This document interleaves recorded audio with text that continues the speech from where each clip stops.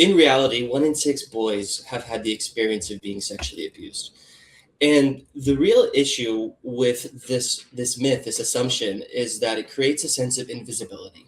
So men carry around this idea that what happened to them is extremely rare and hasn't happened to anyone else. When in reality, 16% of men this has happened to. Hello, everyone. I'm Pamela Brewer, welcoming you to this edition of M.E.S.H. I am delighted to introduce you to today's guest.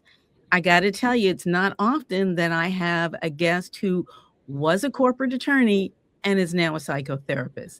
I'd like to say hello and welcome to Doriel Jacov. Doriel, did I pronounce your last name correctly? Jacob. Okay. You were a corporate attorney and you turned yourself into a trauma-informed psychotherapist.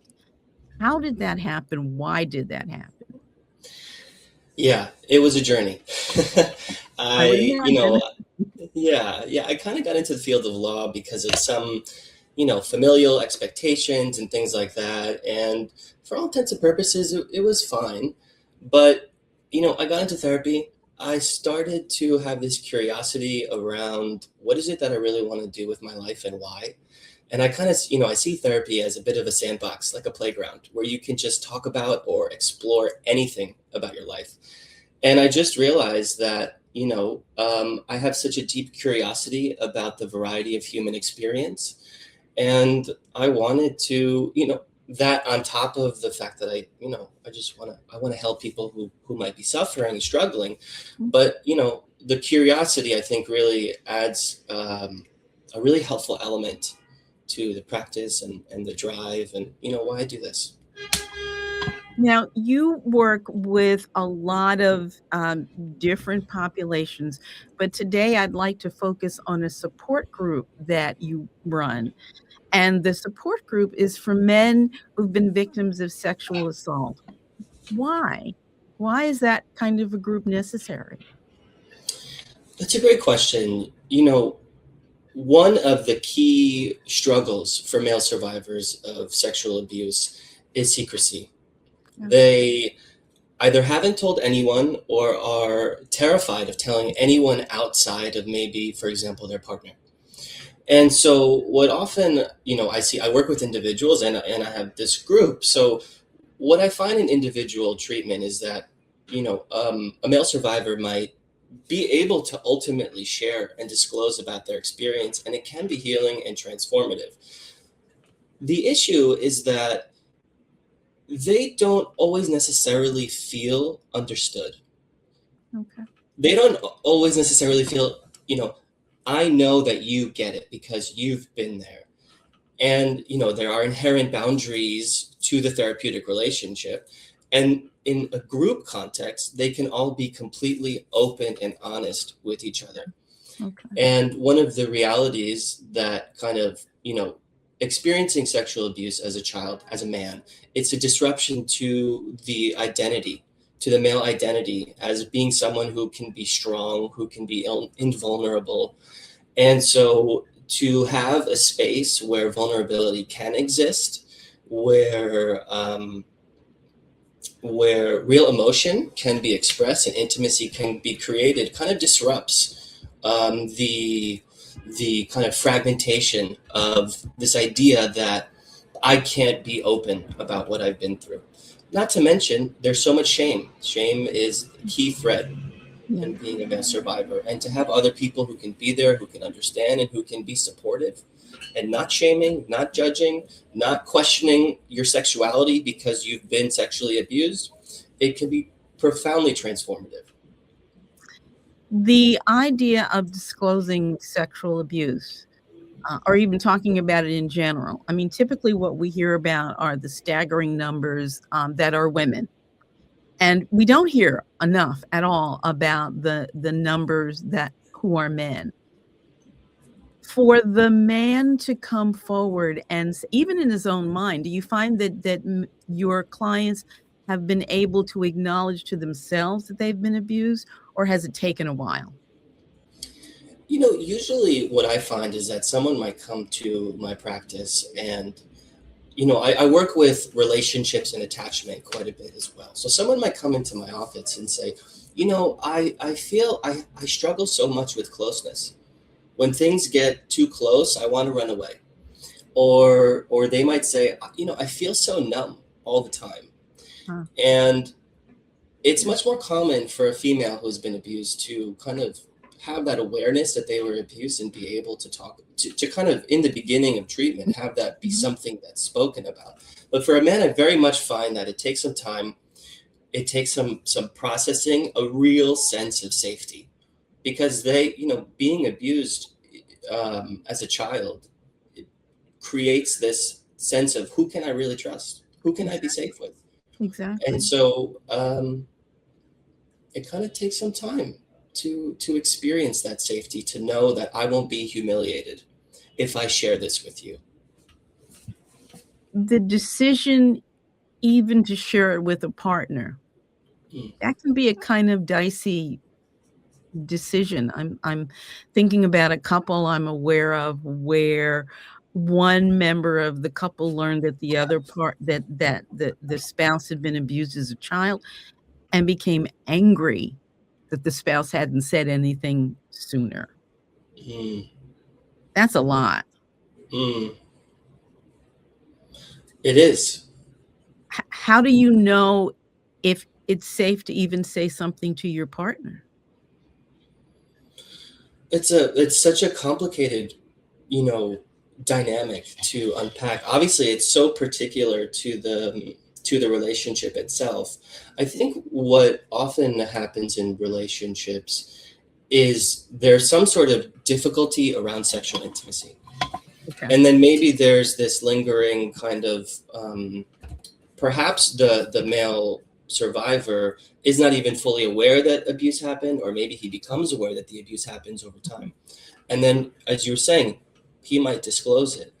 And I actually I do also work with couples, and when working with couples, Great. it's all about Great. psychoeducation. It's all Mm, about explaining, the way that a man is both socialized to relate to his abuse, and the shame that he feels around his abuse make it incredibly, incredibly hard to gather up the courage to tell me, to tell you, to tell anyone about what happened. So it really is all about kind of highlighting the bravery, the strength, and the courage that it took. And that usually will kind of soften things up quite a bit with that partner who was told about the abuse. But it can also be quite wounding to the person, to the male who disclosed it. And what we would want to come from that is some sort of reparative process, some sort of understanding, the other partner demonstrating an understanding as to why it was so hard, expressing, you know validation that it was courageous of you to come forward to me, and appreciation and all of that. And hopefully that can bring them towards a place of, you know um, the survivor feeling comfortable talking about it going forward in front of the partner, with the partner. Do you find that members of your group, uh, past groups perhaps, um, have disclosed as children about the abuse? That has happened sometimes, yes. It's the thing with being a child and experiencing abuse, especially as a boy, I think, is that you don't really know what this is. You don't really know that you're being abused a lot of the time. A lot of the time, there isn't, overtly violent physical coercion. It's manipulation, it's a power difference. And so, as a boy, you know, it's definitely a case where they might share with a parent or some sort of trusted adult. And in the same way that, boys might be kind of socialized to think that this doesn't really happen, you know, to boys, doesn't really happen to men. We have to be strong. It's the same thing with adults a lot of the time. This doesn't happen to boys. They don't get sexually abused by other other people. So they might actually have the response of also being invalidating, especially if the boy, being a child, is not necessarily able to articulate everything perfectly clearly. They might also feel some sort of protectiveness over the abuser because on some level maybe the abuser provides warmth. So yeah, go ahead. No, I was just gonna say, I find those experiences true for both boys and girls. Many times they don't know that this is abuse. They know that it doesn't feel right, Mhm. uh, and it may not emotionally feel right, let alone physically if there's actual penetration. But there's I think shared between boys and girls is the experience that this isn't quite right. But abusers are so good of children certainly are so good at giving the children reasons slash threats slash encouragement to keep it quiet, that it's this special relationship just between the two of them. Yes, that's absolutely right. And I think even without the encouragement, the fact that you're sitting, the fact that a child might be sitting there thinking, I know something is not right here, Right. they might also think, and it's my fault. And so I need to keep this a secret. I cannot talk about this because I'll get in trouble. My parents will be so angry with me. So there are really so many, there's like a mountain of bricks just keeping everything quiet. Right. And I would think, and certainly for boys, the notion that if I tell, I'm gonna hurt my mom or my dad or my brother or my sister, how many children, when the household has been abused, don't think that anybody else is being abused and think that they're taking on the abuse to protect the others. So this notion of feeling the need to protect at the same time that one is being abused, that's such a complicated piece to work through, to understand. Hmm. Hmm. Yeah, the abuser might be your parent's best friend, Right. could be a sibling. And there's such a tremendous fear around disrupting those relationships and wanting to protect your parents. And it can, it can, at the same time that a child wants to protect these people, they may also be having this experience of feeling unprotected. Yes. And that can carry into adulthood where you're in all these, you're in some sort of relationship and you feel this chronic, like, this person doesn't really care about me. This person wouldn't protect me if I were feeling emotionally unsafe or unsettled. And so there's this constant question around, who can I actually rely on besides myself? Right. Do you find that when an adult male discloses the abuse, that there's any sort of pattern to the family friend response, or is it different for each person? It's so different. Mhm, And it depends as well on who the abuser is within, mhm, the familial social system. Because so I'll start with that latter. If it's a sibling, the parents become very kind of in a way torn because they love both their children. Let's say mm, it's a two-child household. They love both their children and they feel this pull towards having to choose one or the other. And that can result in a parent kind of trying to prematurely resolve the the the conflict, resolve the pain, kind of wanting the child to just get over it. And this is also assuming that the parent is fully able to digest the reality of what happened. And in cases where the parent is not able to fully digest it, which is not uncommon, I think it's becoming more common now with a little bit greater awareness mm, around, sexual abuse and assault. But they may not be able to metabolize the fact that this happened, and they also might just respond with, "Oh no, that's nothing.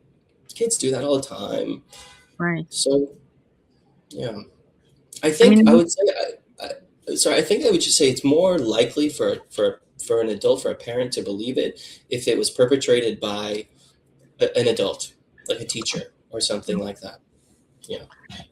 I was just gonna say that, we've all seen the little cartoons where, both the kids have their underwear and they're just sort of staring inside their underwear, and there are all kinds of jokes that come out of that, and, uh, my thought is that it has the tendency to minimize the danger, and the reality of what may be going on in a child's household, in a child's life. Is there for those who have been abused, um, it used to be, when I first started working in this field, that the thought was that you really needed to talk about the details, and that was gonna be a thing that would help you to resolve and heal. Is that what happens in your group? My group, the way that it's kind of organized is that um, it's a group that it's not the type where we started out with these members and we've been going on since. It's a group where it starts out with a kind of uh, 3 or so month commitment to feel it out, to see how it feels, and then decide if you want to stay. So people Okay. might leave, people might join, but there still is this orientation around this is a long-term commitment. Um, if you really are going to stay for it. And so what happens is that as soon as there's a new member, around the second or so session, everyone talks about their abuse. They talk about what happened in as much or as little as Okay. detail as they feel safe and comfortable and want to get into. There's no expectation that all the nitty gritty details get kind of shared. It can be incredibly dysregulating, incredibly triggering to just go into the details. Um, and Absolutely. someone may they wouldn't want to come back if they have to go through that just to connect with these other men in the group. So Or show up to um, begin. or show up to begin with, exactly. Yeah. So, part of what you're saying about your group I is that it absolutely is the safe place, and hopefully that's what all groups are designed to be, the safe place where you can go and be and just breathe and just say Hmm. what's true for you. Yes, yes, some in the group, in this group we kind of talk about it as like or we kind of think about it as if it's like a place where all of the pain can be deposited and Ah, held and shared. I have some pain, I want to bring it here, can you help me carry it? And that's what ends up happening. there are those who believe that once you have experienced abuse, there's sort of no healing from that you're gonna be forever in that abuse, at least emotionally, psychologically. What do you say to that? It's not true. I mean, first I would just say it's patently not true. I Okay. think that so many who have been abused believe that they're broken, believe that they're irredeemable. And I think in therapy and through reparative relationships outside of therapy, a sense of not being broken, a sense of being lovable, a sense of being worthy of care and affection, a sense of trust and safety in your body and in others is absolutely possible. It's hard. It's really hard, especially I like to say when someone has been living a certain way for so long, it's Yeah. going to take a long time to find another way to live, to learn how to live a different way. And if that investment is made, I do think the results will will come. So there absolutely is healing to be had even after an experience as horrific as abuse at any age, but certainly as a child. Absolutely. Absolutely. You talked a bit about the shame. that Mhm. often comes with the experience of abuse. For someone who's listening now who's thinking, he's kind of got a point, but really I'm too embarrassed. What do you say to that person? Really, I'm too embarrassed. That's an interesting kind of way. So, way to think about it. When I hear that, I hear I'm humiliated. One of the things that I notice with shame is that we may be living with shame, but not even be fully aware of it. Oh, that's very We true. may Yeah. we may feel this sense of distance between ourselves and other people. We may feel like I don't know really what's happening in my body on a somatic level. We may Mhm, feel I don't really know what I'm feeling right now. It might be hard to put into words. That might be related to the abuse itself because, you know, there's such a big protective mechanism around not having to acknowledge what happened that so many parts of you can be cut off. Sh- Even actively recognizing shame can be one of them.